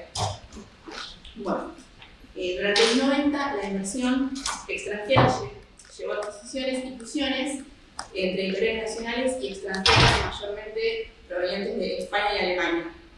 Estos grandes grupos editoriales que ingresan al país comienzan a ejercer presiones sobre lo que es el mercado editorial y empiezan como a desplazar a editoriales que fueron fuertes durante la década del 70 y los 80, como son Sudamericana, Editorial Losada, entre otras, las cuales se ven en una situación de tener que repensar sus estrategias y no darle una mayor competencia. Además, durante los 90, encontramos la revolución de las TICs, en la cual la comunicación se volvió inmediata, lo que modifica la forma en que se producen y consumen libros. Además, se pasa de una industria vertical a la especialización en lo que son diversas etapas, lo que incentiva la posibilidad en la cadena de valor de poder tercerizar actividades. Y bueno, en esta misma línea, la producción y el consumo pasan a separarse geográficamente. Lo que respecta a la concentración editorial, estas editoriales extranjeras comienzan a instalar filiales e intensificar sus procesos de compra a partir de procesos de integración tanto horizontal como vertical, que es lo que mencionaba antes. Lo que respecta a la integración horizontal refiere a adquisiciones en lo que es un mismo nivel en la cadena del valor de producción, adquiriendo editoriales de menor o igual tamaño. Asimismo, la integración vertical refiere a adquisiciones, por ejemplo, de librerías, que esto ya sea integrarse aguas arriba o aguas abajo en todo lo que es la cadena de valor. También, a inicio de 2000, el mercado vemos que se repartía entre editoriales como Grupo Planeta, Sudamericana, Crisis Santillana y Norma. Bueno, Planeta surge como fusión entre lo que es Planeta Holding y Planeta Corporación, y por ejemplo, en 1991 adquiere Pasa Calpe y con ella el control de librerías Casa del Libro en España. Por lo tanto, es un claro ejemplo de lo que es integración tanto horizontal como vertical en la industria. Por lo demás, por otro lado, tenemos la editorial sudamericana, lo que podemos destacar de ella es la figura de Victoria Campo, una mujer que se destacó como editora y escritora en ella. Además, la editorial sudamericana en momentos es vendida a su gerente Antonio López Sousas, y décadas después, en el 98, es vendida por su descendencia al grupo alemán Bertelsmann, un poco difícil de mencionar, y bueno, mediante el sello Plaza-Janés. Entre todo esto, hay que destacar que en los 60 esta editorial experimenta un boom dentro de lo que es la narrativa latinoamericana y bueno, toma la importancia que tiene. Además, este grupo alemán, en el 98 adquiere, el mismo año, se vende Sudamericana, el principal sello estadounidense Random House, convirtiéndose en uno de los grupos editoriales más grandes. Bueno, Editorial Norma, por el otro lado, adquiere Capeluz y se destaca en lo que es todo el segmento educativo. Y Santillana es otro ejemplo como Grupo Planeta, que se integra también en sentido a las distribuidoras, adquiriendo librerías Fausto en los 2000. Y acá tenemos un claro ejemplo de que los diferentes eslabones de la cadena se encuentran totalmente integrados, tanto en distribución como su producción. Algo más sobre lo histórico y algo que me parece muy importante destacar es que todas estas adquisiciones se dieron en lo que es más hacia el fin del periodo de convertibilidad y varias inclusive post-crisis del 2001. Esto en un contexto donde tenemos situaciones como la crisis de los emergentes entre el 97 y el 99, también tenemos toda la crisis del sudeste asiático que afecta a lo que es la región y también al país en términos de que afecta a lo que son todas nuestras exportaciones de manera negativa, con la reducción de lo que es el precio de los commodities y también encontramos presente en este periodo la devaluación de nuestro principal socio comercial que nos afectó fuertemente, que es Brasil. Lo que todo esto hace que nuestra defensa de la paridad, nuestra promesa de 1 a 1 sea más dolorosa de mantener.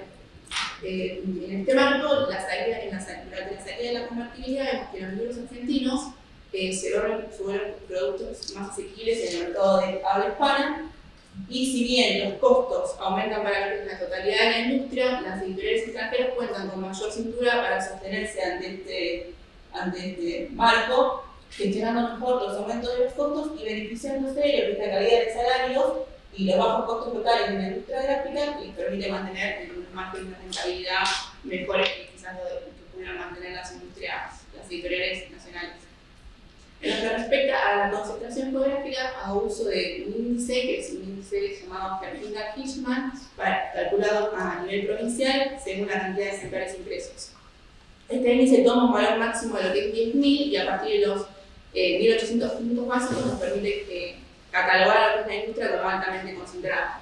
Como podemos ver, para todo lo que es el promedio, que si bien desde el 90 al 2016 no hay datos para esto anteriores al 2004, lo que va del 2004 al 2016 vemos el promedio de 7.015 puntos básicos, lo que me permite determinar que esta industria es altamente concentrada a nivel geográfico, principalmente en Ciudad Autónoma de Buenos Aires, con el 82% de la cantidad de ejemplares impresos, lo que le sigue Buenos Aires, con un 15%, y en tercer lugar, tanto Córdoba como Santa Fe con una participación del 1%.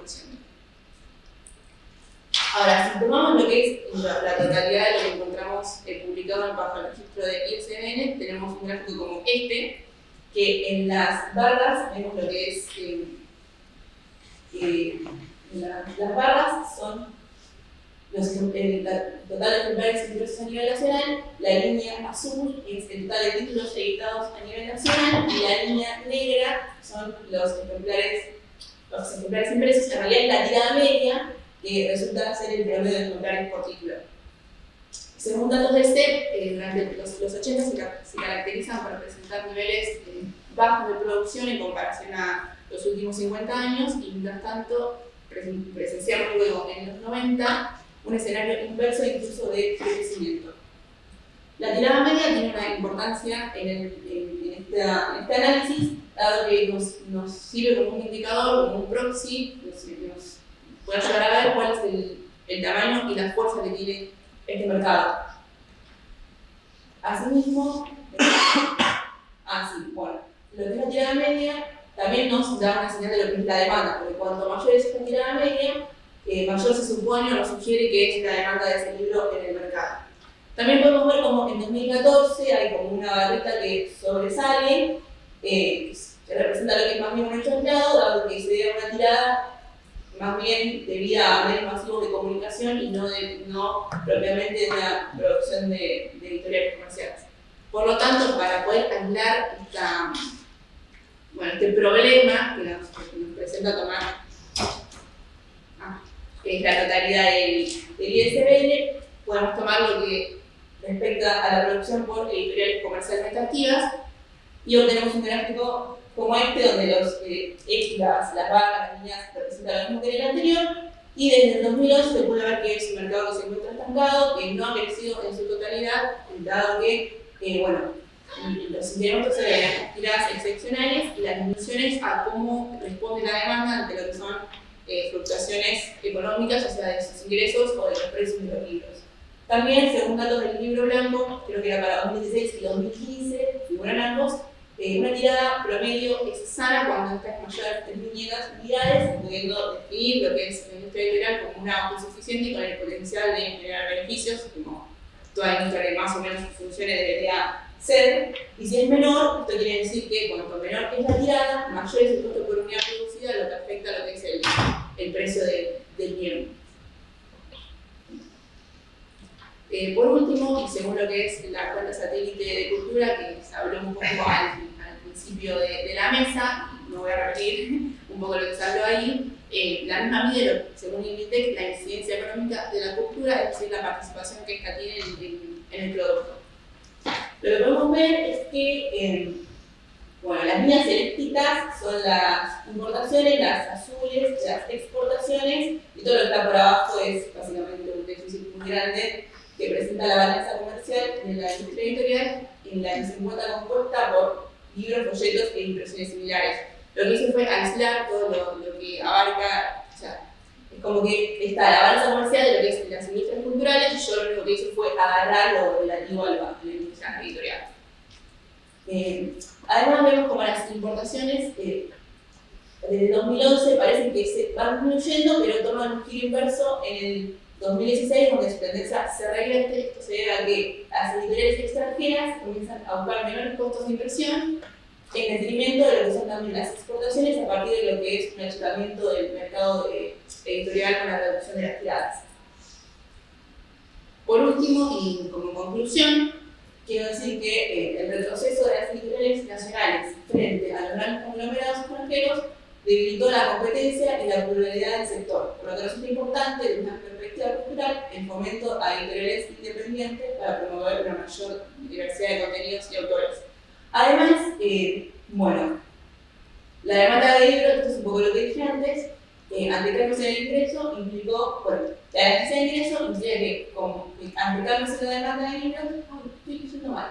Principalmente la elasticidad de ingreso, que implica cómo cambia la demanda de libros ante cambios en el ingreso, implica que el consumo de libros sea fuertemente afectado durante periodos de fluctuaciones económicas y dependiendo del segmento. Esto quiere decir que hay segmentos que quizás, por más que aumenten sus precios o los ingresos de la gente varíen, no van a afectarse tanto como puede ser de lo que es el sector, el segmento educativo, que es más necesario que quizás otro segmento como es el de interés general.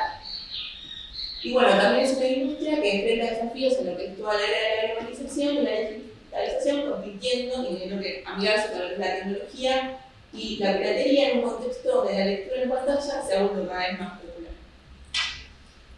Muchas gracias.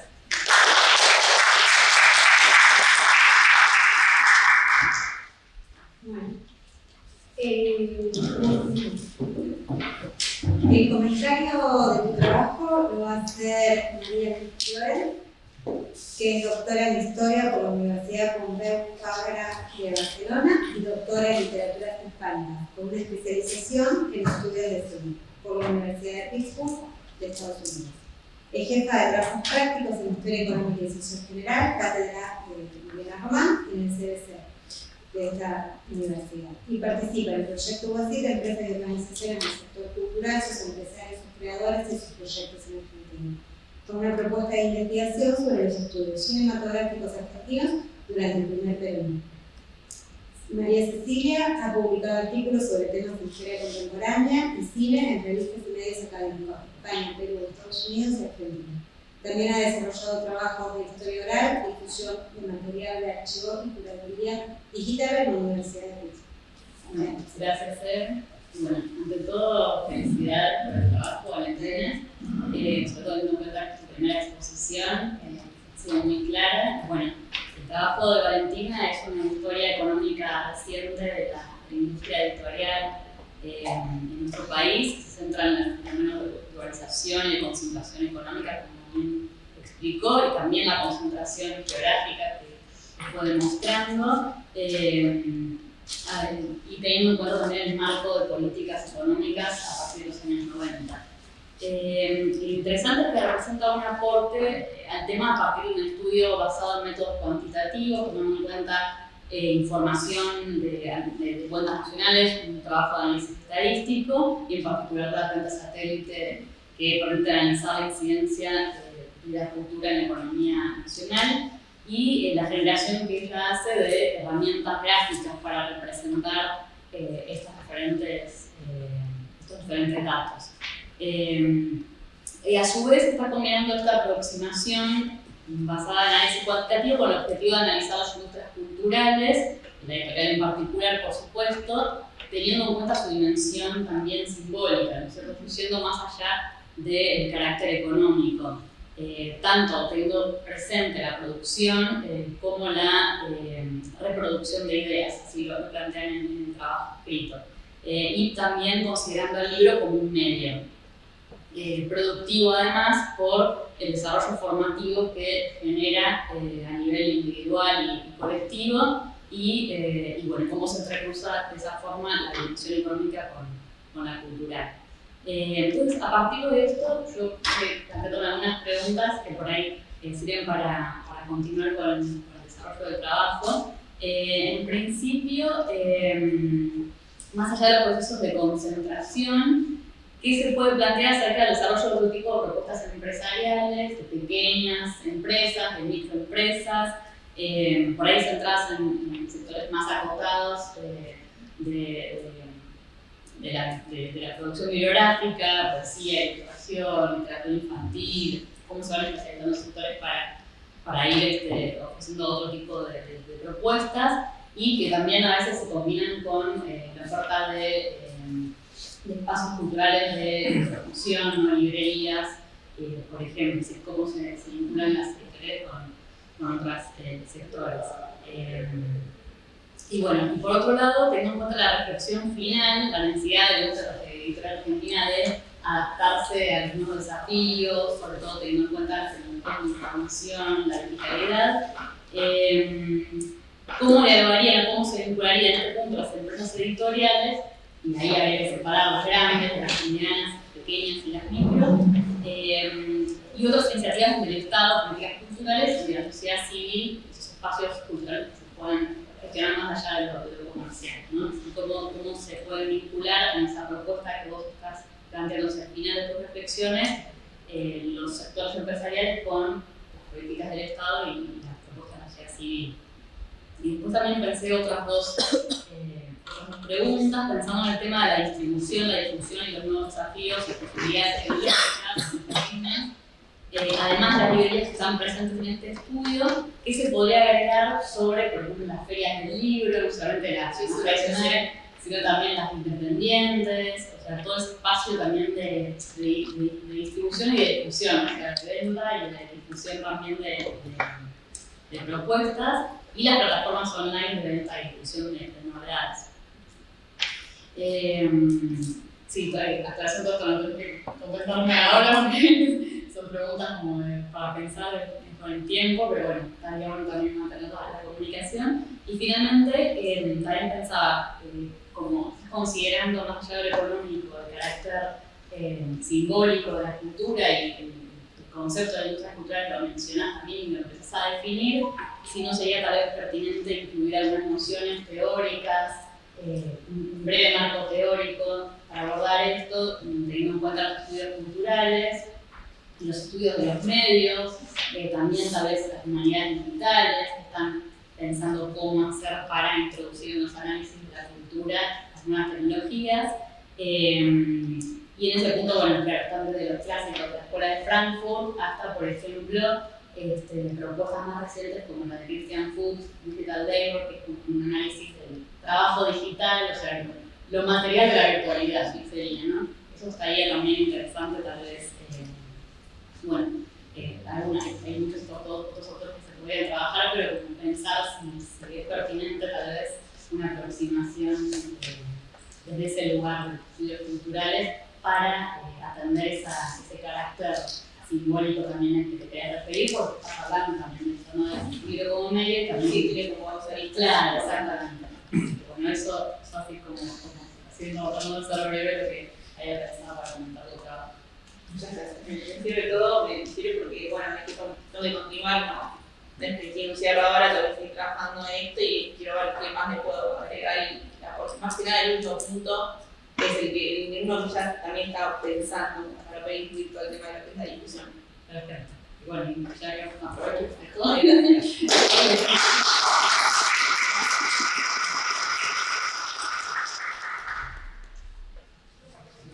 Bueno, con esto damos por cerrada la mañana, ¿no? De la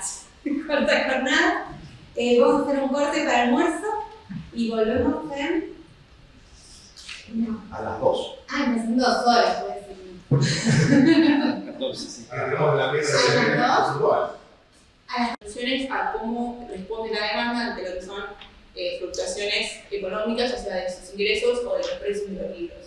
También, según datos del libro blanco, creo que era para 2016 y 2015, figuran ambos, una tirada promedio es sana cuando esta es mayor a 3.500 unidades, pudiendo definir lo que es la industria editorial como una autosuficiente y con el potencial de generar beneficios, como toda industria que más o menos funcione debería ser. Y si es menor, esto quiere decir que cuanto menor es la tirada, mayor es el costo por unidad producida, lo que afecta a lo que es el precio del bien. Por último, y según lo que es la cuenta satélite de cultura, que se habló un poco al principio de la mesa, no voy a repetir un poco lo que se habló ahí, la misma mide, según Inditec, la incidencia económica de la cultura, es decir, la participación que esta tiene en el producto. Lo que podemos ver es que las líneas eléctricas son las importaciones, las azules, las exportaciones, y todo lo que está por abajo es básicamente un déficit muy grande que presenta la balanza comercial de la industria editorial, en la que se encuentra compuesta por libros, folletos e impresiones similares. Lo que hice fue aislar todo lo que abarca, o sea, es como que está la balanza comercial de lo que es las industrias culturales, y yo lo único que hice fue agarrar lo relativo a la industria editorial. Además vemos como las importaciones desde 2011 parece que se van disminuyendo, pero toman un giro inverso en el 2016, donde su tendencia se revierte. Esto se debe a que las editoriales extranjeras comienzan a buscar menores costos de inversión en detrimento de lo que son también las exportaciones a partir de lo que es un achicamiento del mercado editorial con la reducción de las tiradas. Por último, y como conclusión, quiero decir que el retroceso de las editoriales nacionales frente a los grandes conglomerados extranjeros debilitó la competencia y la pluralidad del sector, por lo que resulta importante, desde una perspectiva cultural, el fomento a editoriales independientes para promover una mayor diversidad de contenidos y autores. Además, la demanda de libros, esto es un poco lo que dije antes, ante cambios en el ingreso implicó, la elasticidad de ingreso implica que, ante cambios en la demanda de libros, estoy diciendo mal. Principalmente la elasticidad de ingreso, que implica cómo cambia la demanda de libros ante cambios en el ingreso, implica que el consumo de libros sea fuertemente afectado durante periodos de fluctuaciones económicas y dependiendo del segmento. Esto quiere decir que hay segmentos que quizás, por más que aumenten sus precios o los ingresos de la gente varíen, no van a afectarse tanto como puede ser lo que es el sector, el segmento educativo, que es más necesario que quizás otro segmento como es el de interés general. Y también es una industria que enfrenta desafíos en lo que es toda la era de la globalización y la digitalización, compitiendo y teniendo que amigarse con lo que es la tecnología y la piratería en un contexto donde la lectura en pantalla se ha vuelto cada vez más popular. Muchas gracias.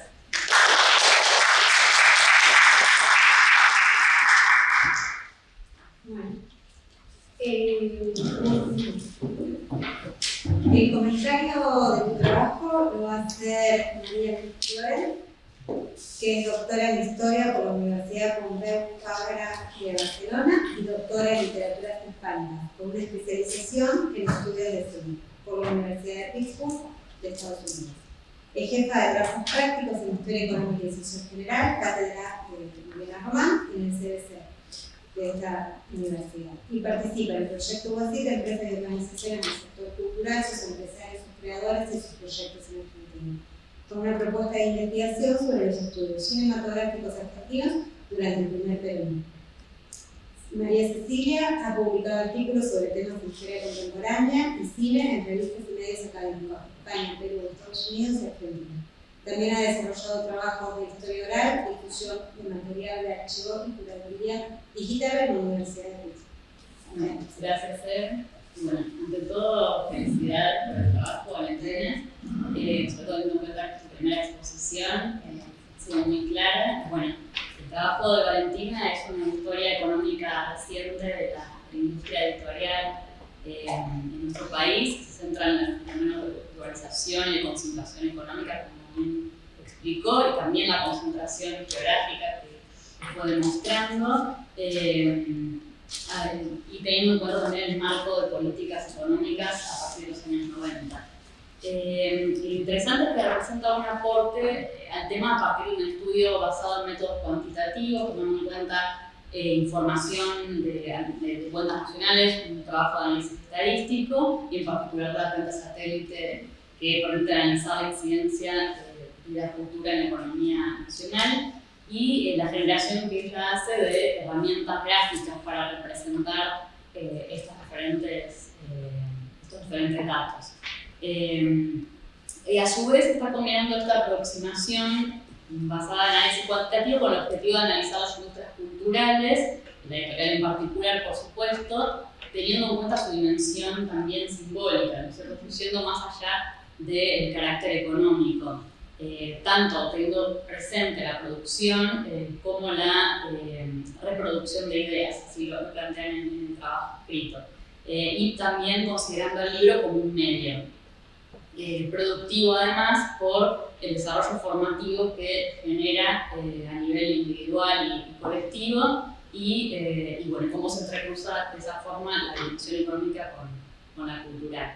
Entonces, a partir de esto, yo planteo algunas preguntas que por ahí sirven para continuar con el desarrollo del trabajo. En principio, más allá de los procesos de concentración, ¿qué se puede plantear acerca del desarrollo de otro tipo de propuestas empresariales, de pequeñas empresas, de microempresas, por ahí centradas en sectores más acotados de la producción bibliográfica, poesía, ilustración, literatura infantil, cómo se van especializando los sectores para ir ofreciendo otro tipo de propuestas y que también a veces se combinan con la oferta de espacios culturales de producción, ¿no? Librerías, por ejemplo, cómo se vinculan las editoriales con otros sectores.